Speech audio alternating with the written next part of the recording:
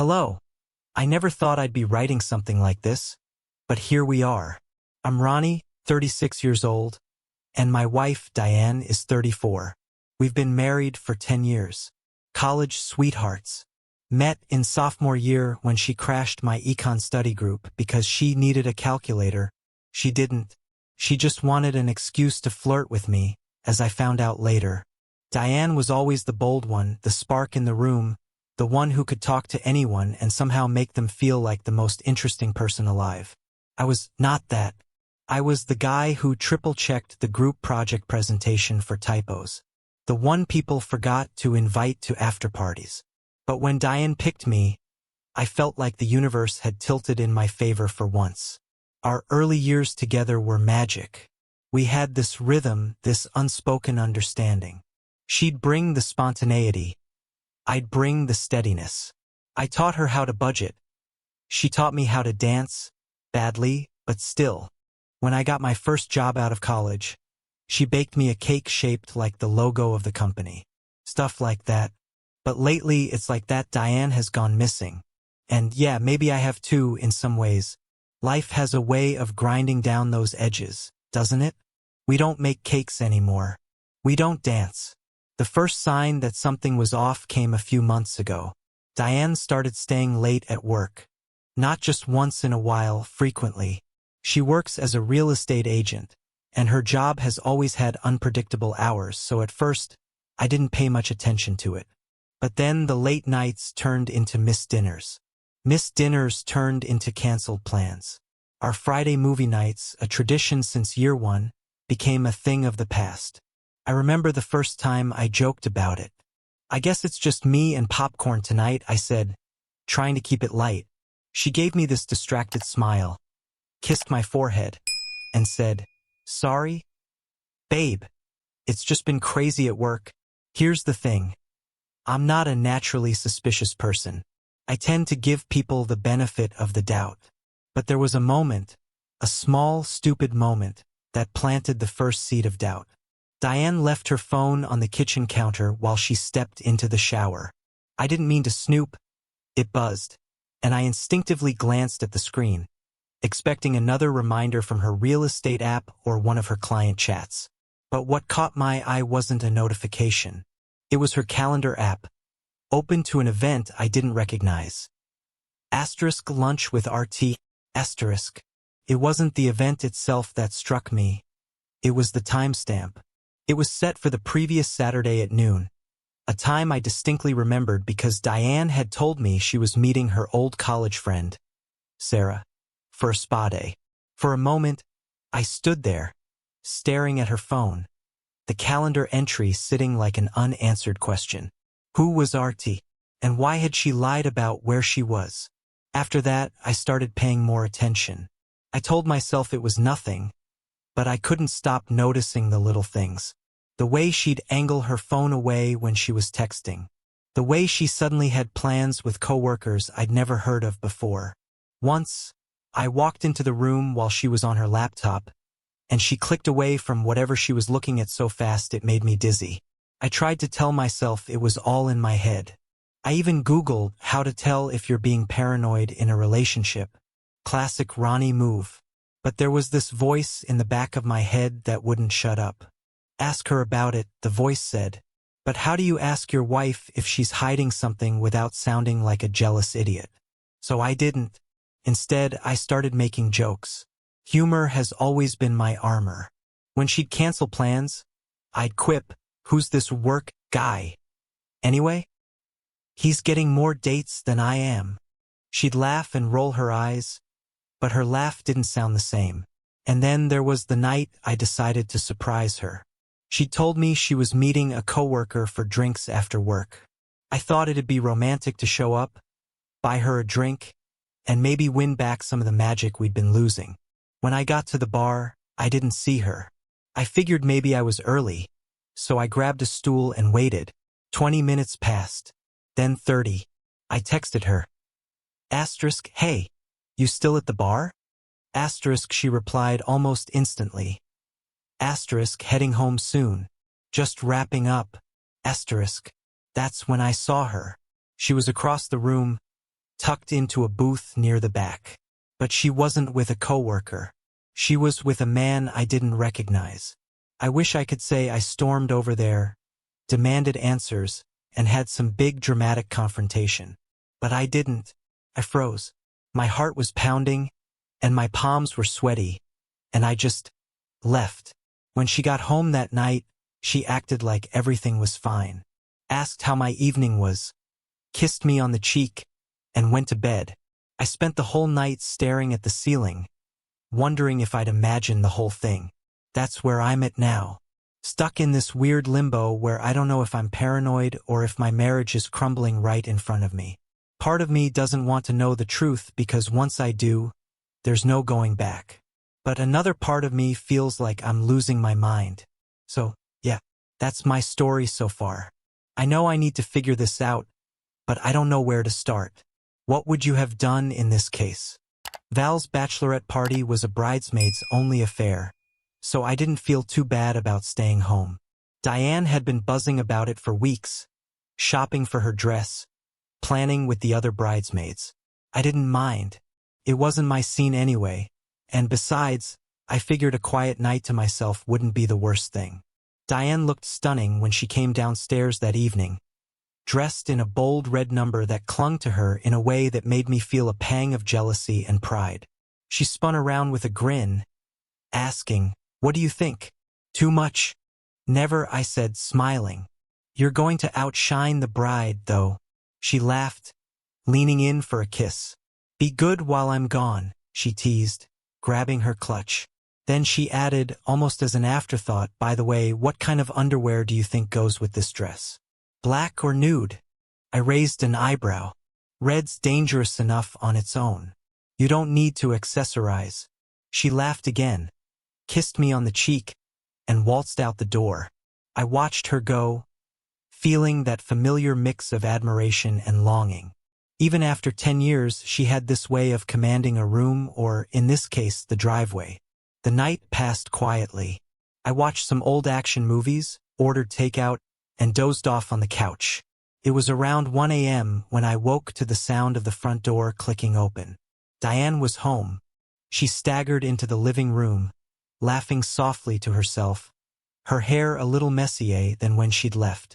The faint smell of alcohol and perfume followed her, a combination that brought me back to the early days of our relationship, back when nights out ended with stolen kisses and whispered secrets. She kicked off her heels, letting them clatter onto the hardwood floor, and started fiddling with the zipper of her dress. "I'm gonna shower," she mumbled, not really looking at me. "Good night," I asked. "Yeah," she said, almost too quickly. "Great night." Val loved it. Her dress slid to the floor, and my stomach twisted. She wasn't wearing any underwear. For a moment, I thought I must be mistaken. But no, the proof was right there, as clear as day.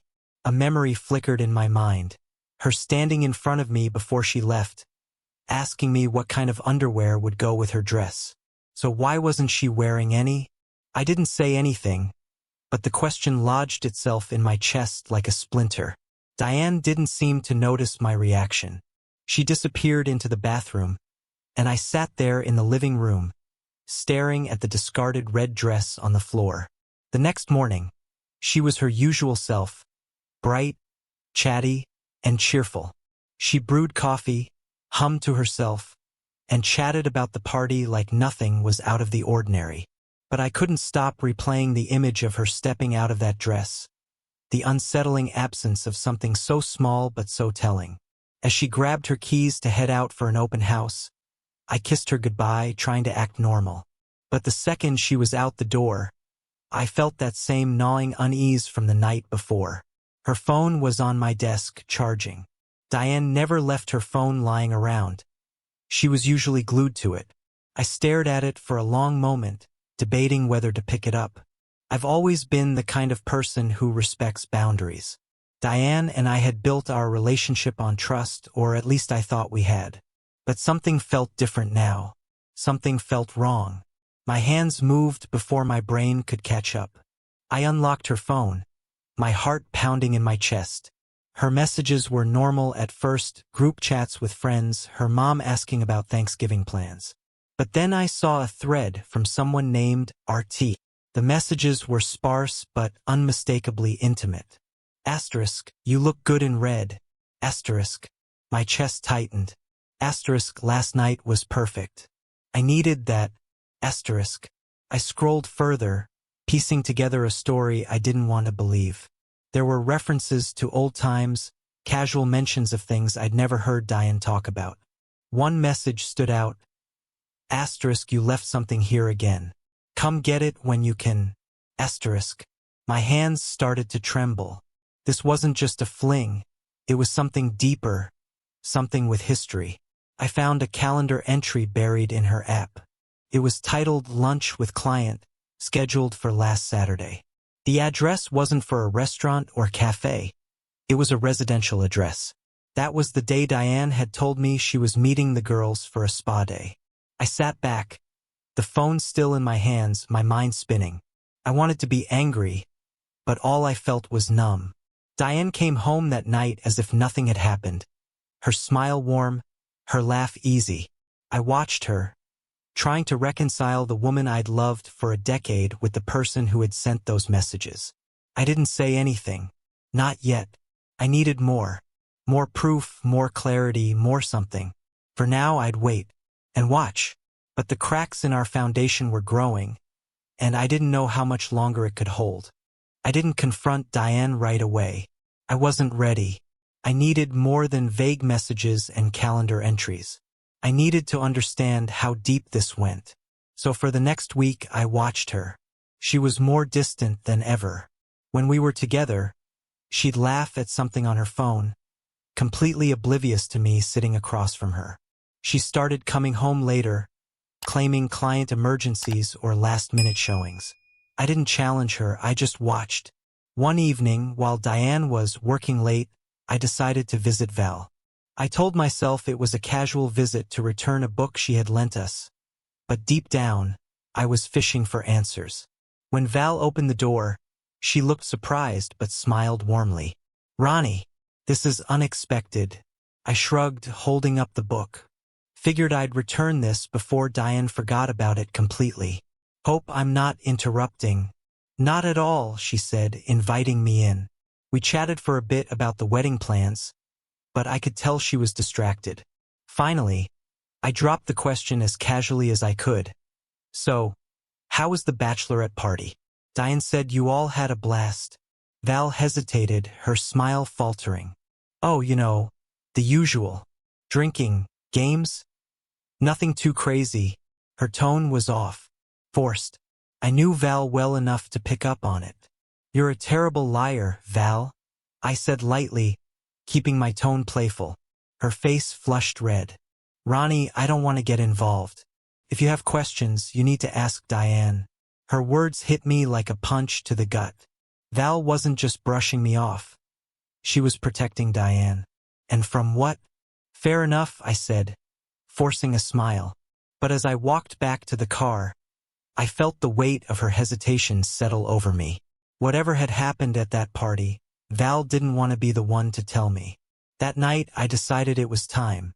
Diane came home around 9, smelling faintly of wine and perfume. She dropped her bag on the counter and sank into the couch with a sigh. "You're up late," she said, smiling at me. "Had some things on my mind," I replied. She looked at me curiously, but I didn't give her time to react. "Diane? Who is RT?" Her expression froze, panic flashing in her eyes before she quickly masked it with indignation. "Why are you going through my phone?" she snapped. "I didn't say I went through your phone," I replied, keeping my voice calm. Her face paled, and I knew I'd hit a nerve. She stammered for a moment before sighing, her shoulders slumping. "Ronnie, it's not what you think." "Then tell me what it is," I said, leaning forward. She hesitated, tears welling up in her eyes. "RT is Ray," she admitted. "He's a coworker. We've been working closely for the past year, and we got too close. It wasn't supposed to happen." I felt a cold numbness settle over me as I processed her words. "Too close?"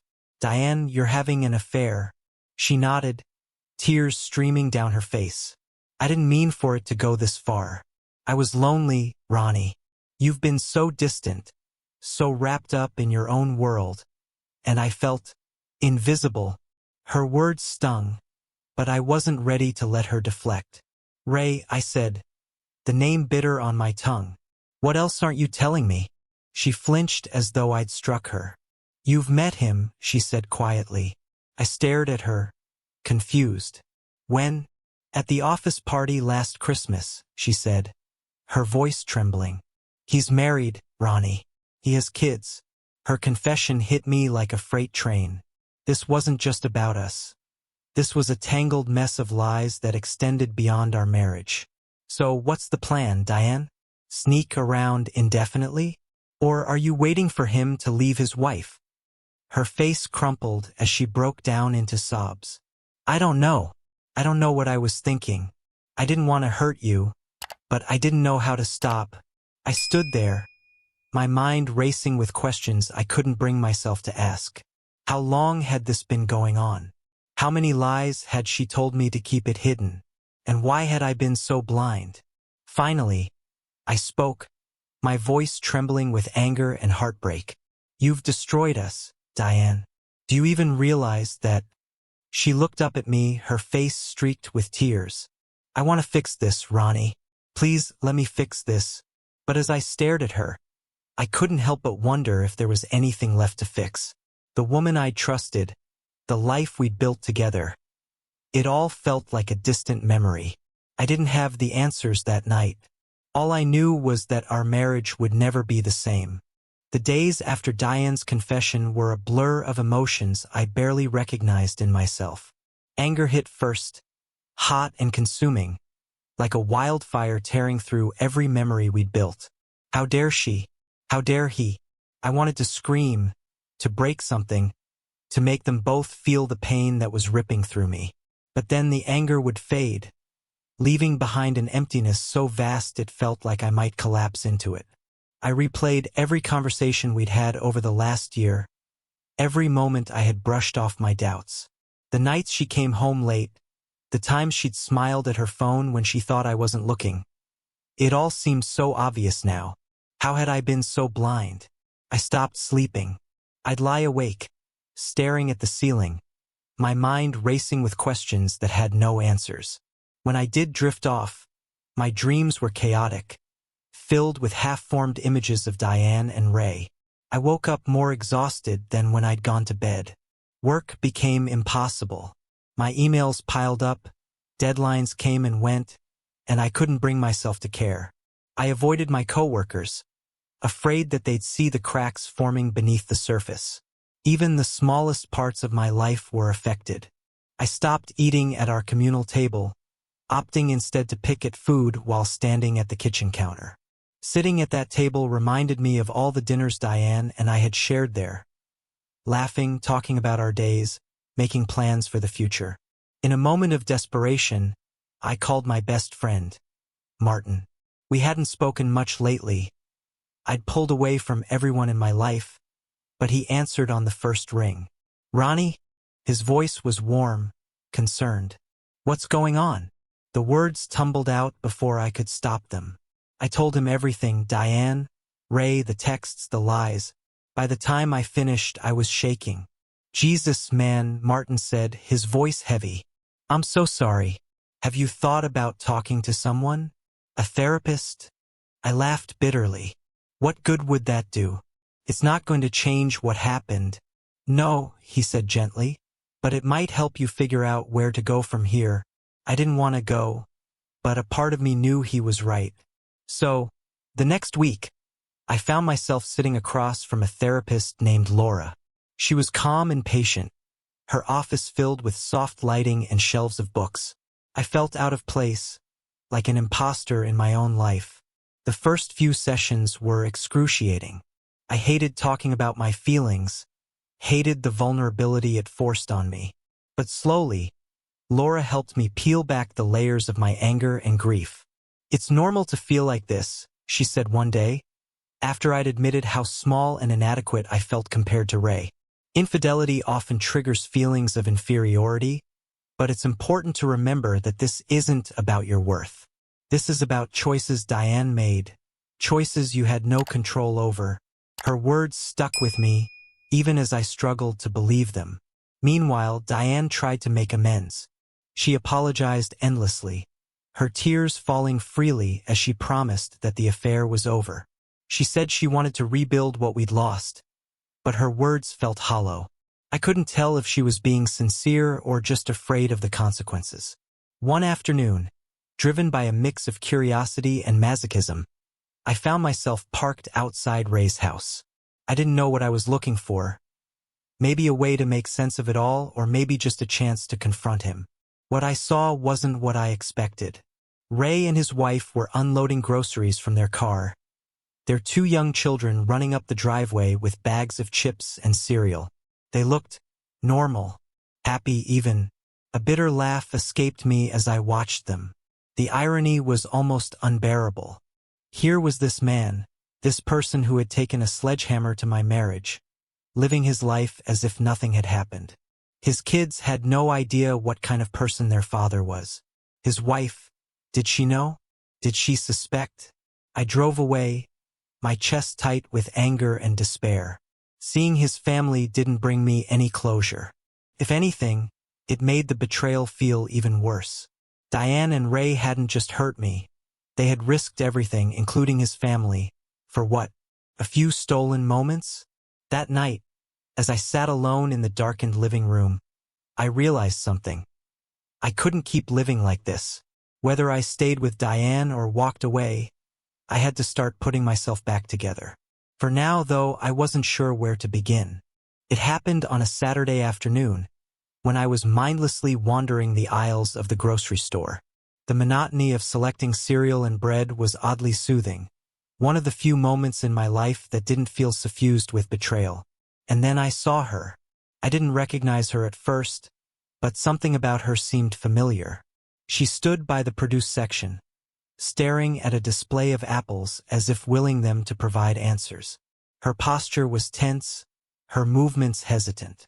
It wasn't until I caught a glimpse of her face that it clicked. It was Ray's wife, Emily. She didn't recognize me, of course. We'd only met briefly at Diane's office party last year. I could have walked away, avoided the conversation entirely. But something inside me, curiosity, desperation, maybe a need for validation, pushed me forward. "Emily?" I said, my voice steady but tentative. She turned, startled, her eyes scanning my face before lighting up with faint recognition. "Oh, hi. You're Diane's husband, right?" "Yeah," I replied, offering a small, awkward smile. "Ronnie." For a moment, we exchanged the kind of pleasantries that two near strangers might, but I couldn't ignore the undercurrent of tension in her demeanor. It felt too familiar. The way her eyes darted away, the way her hands fidgeted with the strap of her purse. "Are you okay?" I asked, my voice soft but insistent. She hesitated, her lips parting as if to deflect the question. But then she sighed deeply. "It's complicated." I nodded, my heart pounding. "Maybe we should talk," I said, surprising even myself. "Somewhere more private." We met later that day at a quiet cafe on the edge of town. Emily was nervous, her fingers wrapped tightly around her coffee cup. I didn't push her, letting the silence stretch until she finally spoke. "I think Ray is having an affair," she said, her voice barely above a whisper. My stomach twisted, but I forced myself to stay calm. "Why do you think that?" She explained how he'd been distant lately, how he'd come home late with flimsy excuses, how he'd gotten a second phone that he claimed was for work. Her voice cracked as she shared her suspicions, her uncertainty. It was devastating to hear, but it also brought a strange sense of solidarity. For the first time, I didn't feel completely alone in this mess.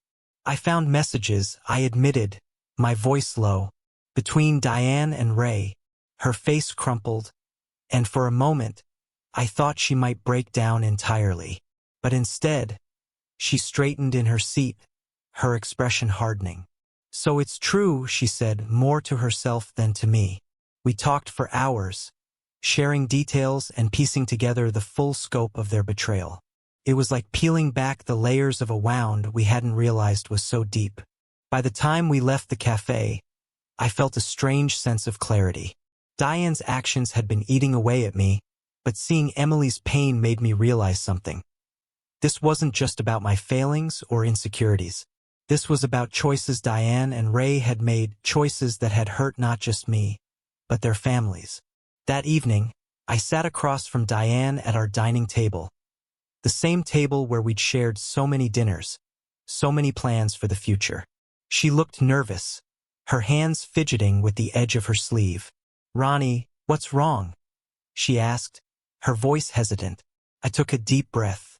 "I ran into Emily today," I said. Her face paled. "Ray's wife?" "Yes." I held her gaze unflinching. "We talked. She knows about the affair." Diane's eyes filled with tears, and she reached for my hand, but I pulled away. "Ronnie, don't," I said firmly. "Don't try to explain it again. I've heard enough." She broke down, sobbing, pleading for another chance. She swore it was over, that she loved me, that she'd do anything to fix what she'd broken. But for the first time, her tears didn't move me.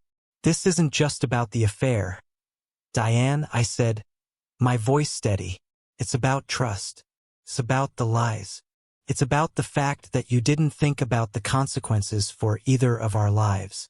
She stared at me, her tears slowing, replaced by a look of resignation. "So what now?" she asked quietly.